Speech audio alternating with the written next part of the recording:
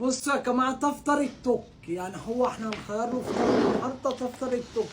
هنجيب له لحمه، بس اللحمه دي بلدي مش مستورده، عشان مش هرضى اكل المستورده هتدفع فلوس على الفاضي.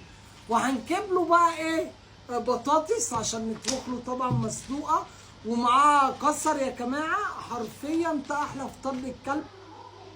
كرام مشاكل بياكل الدج بتاعه لحمه بلدي حقيقي.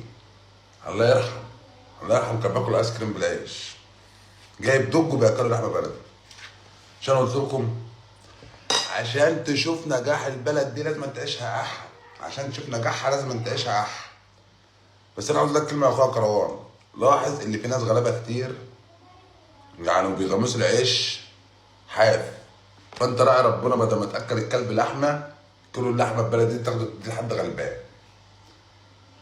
وبدل ما انت تقول للناس اللي باكل الكلب بتاع لحمه، لاحظ ان في عيال صغيره ممكن تكون نفسها في اللحمه دي ومش شايفاها.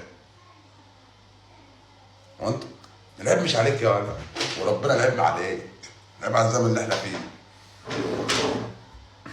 عاوزين العيال تتعلم، واقسم بالله ما هيتعلم. لا دي ولا دي عامل كده وعامل كده، يقوم لف الشهاده وحاططها في جيبه وراه.